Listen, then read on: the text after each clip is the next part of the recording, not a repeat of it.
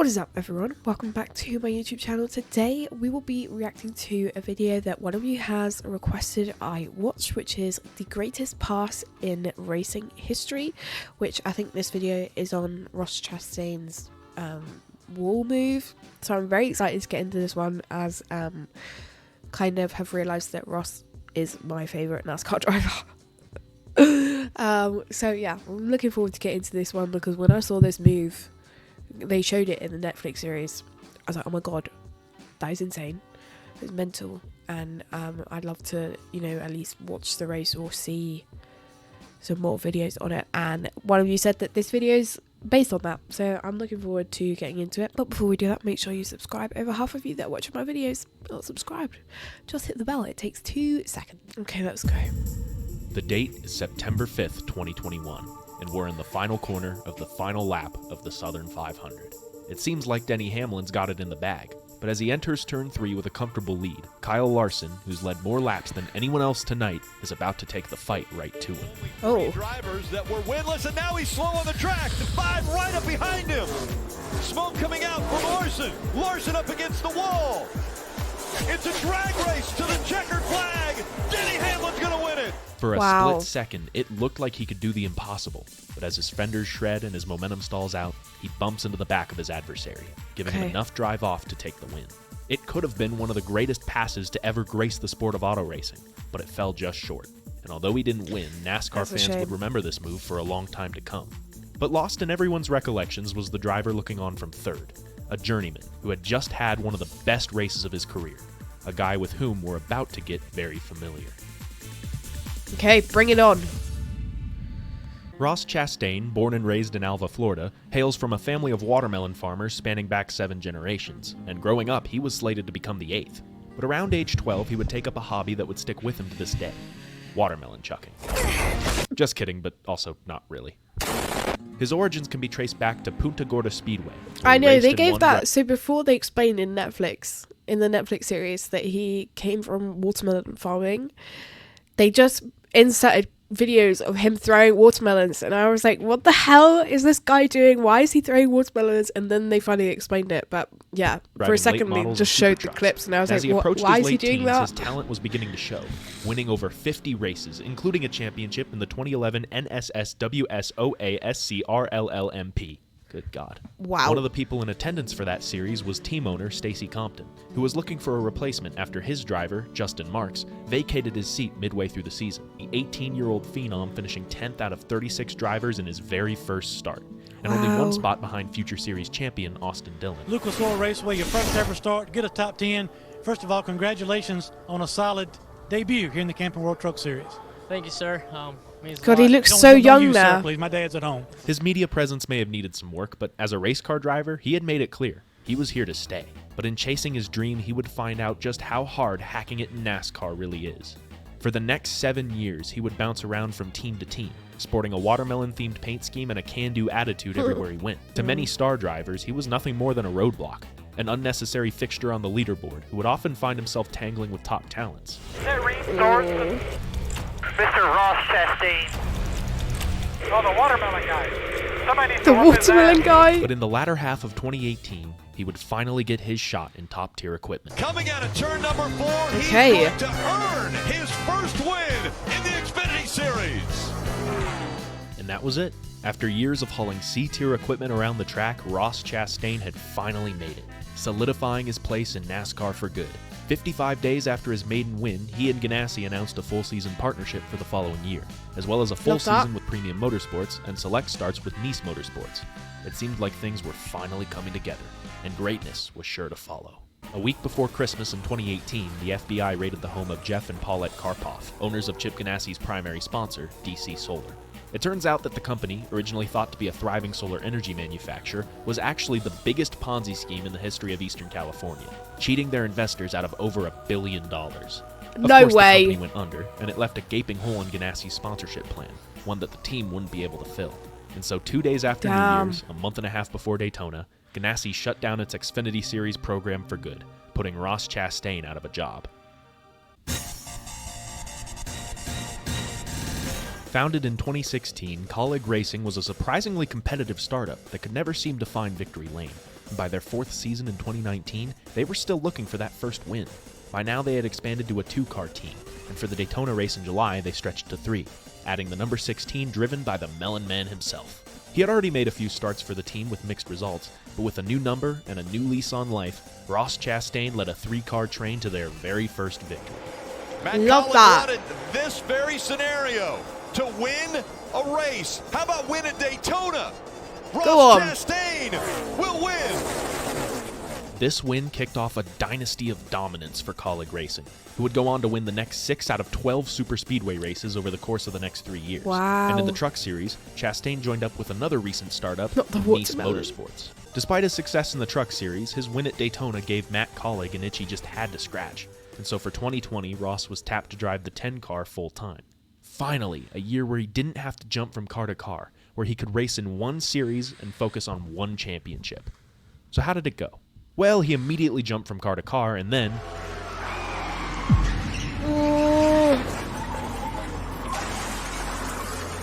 Oh my god. yep, he'd have to race in another series. And on top of that, the world ended, and then another driver would Top be of put that, out of the world commission, ended? albeit for much different reasons. Once again, looks like Chastain's going to have to answer the call. Matt Kenseth returning to the Cup Series in the number 42 Chevrolet with Chip Ganassi Racing. Oh, okay, that was unexpected. But that's okay, because he still had a full season in the Xfinity Series, where he would once again impress, but ultimately fail to find victory lane. Thankfully, in due time, Ross would finally get his shot in the 42, running it full-time in the Cup Series for 2021. This was a big year for NASCAR, as it would host the introduction of 3 new teams, 2311, Live Fast, and Trackhouse Racing. NASCAR had been testing its next-gen car since late 2019. Like the generations before, it was meant to be a supercharged spin on a modern stock car, but with 2 catches. Number 1, durability. The fragility of the Gen 6 took away a quality of NASCAR that fans hold near and dear. Good old beating, banging, and roughing 'em up. So NASCAR made an effort to make the next gen more durable, able to take more punishment like the days of old. And number 2, costs. One of the greatest Cinderella stories was that of Furniture Row Racing, a small team based out of Denver, Colorado, who climbed their way to a championship only to close their doors the following year. Oh. We've already seen how a lack of funding can nix a team wholesale, so NASCAR mended the problem by creating a cost-cutting system where, instead of teams building cars from top to bottom, they would receive the chassis and parts from designated Cost manufacturers. caps. This would bring the prices down, as well as make the racing more even. It's giving trauma giving the when newer, you come from smaller, F1. underfunded teams a better shot at finding success. A new era was on the horizon, but in the revolving door of racing, new teams enter and old ones leave. We're here to announce that Trackhouse Entertainment Group and Trackhouse Racing has purchased the NASCAR operation of Chip Ganassi Racing. Chip Ganassi's operations would be bought out by none other than Trackhouse Racing, who Okay. purchased the shop, resources, and 2 charters, one for Daniel Suarez and another for, well, I think you know by now. Trackhouse Racing has announced that Ross Chastain will be signing on as the second driver Bring for it the on. team in 2022. And Ross Chastain beats and bangs his way to turn 20 and up Won the race. corner to the checkered flag. Great job, boy.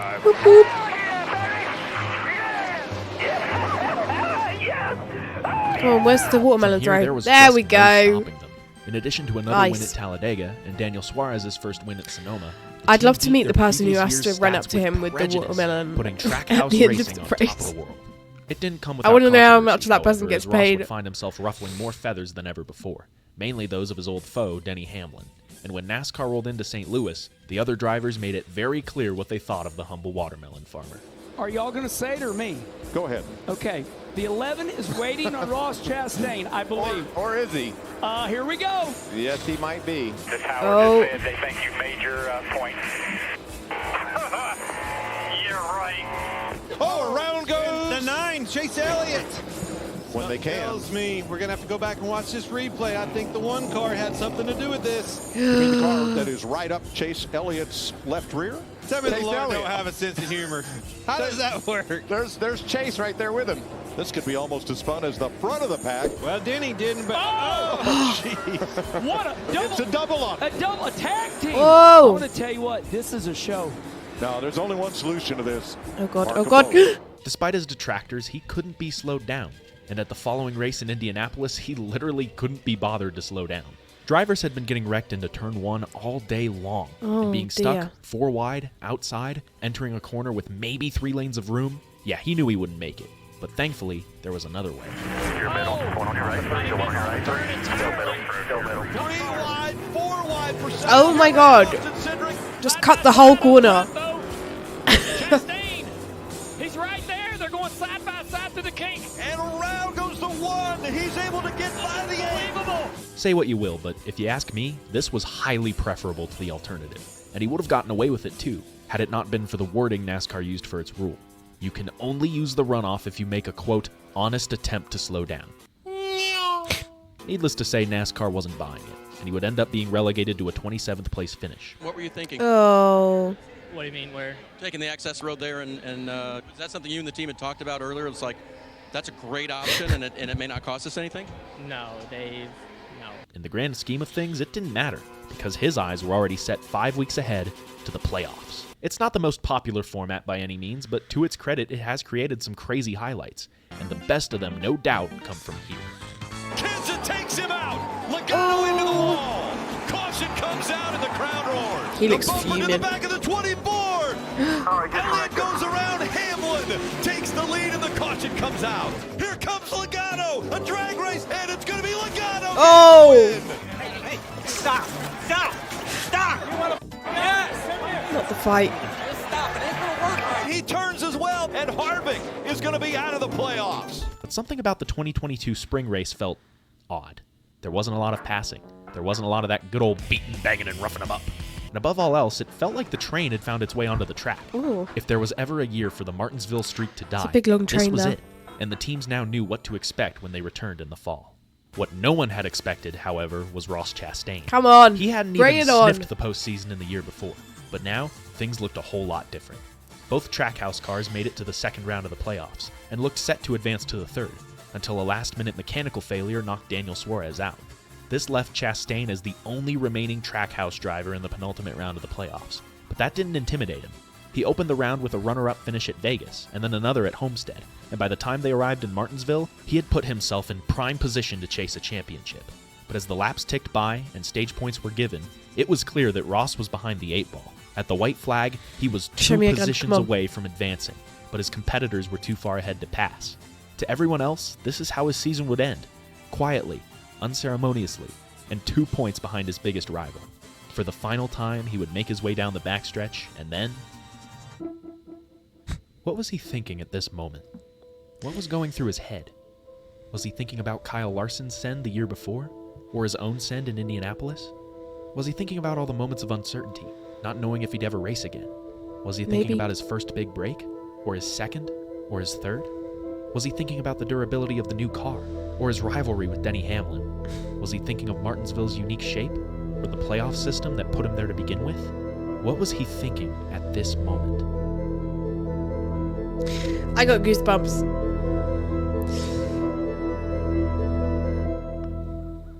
Home. In the watermelon fields.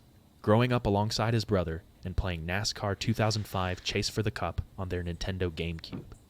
That's what he was thinking about. And the rest, as they say, is history. Go well, on. out of turn 4, he's going to do it. He's won his way into the championship.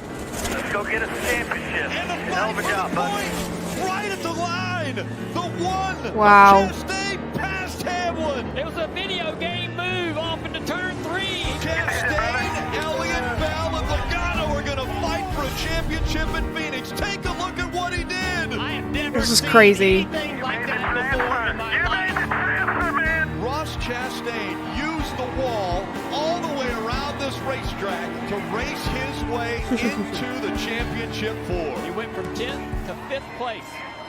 For all of life's predictability, there are a few moments that forever stand the test of time, that force us to suspend our disbelief, not out of spite or refusal, but because they are so hard to believe that even when you're there, seeing it, in the moment, you can't believe it.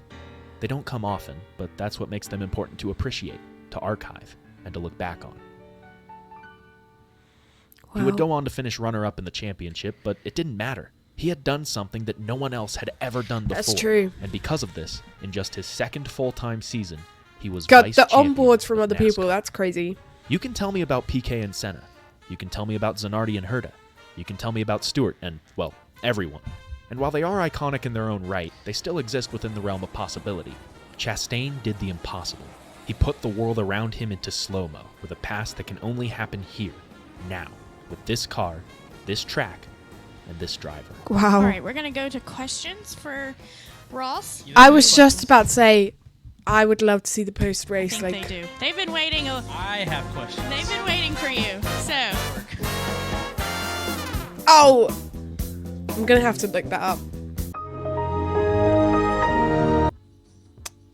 Yeah, I did love that video. Like I said, I mean, all of you that watched my reaction to that Netflix episode where they showed his move, although I thought that was absolutely insane. So watching this video, I really enjoyed it. Yeah, I just love stuff like that in motorsports. It's just, there's nothing better.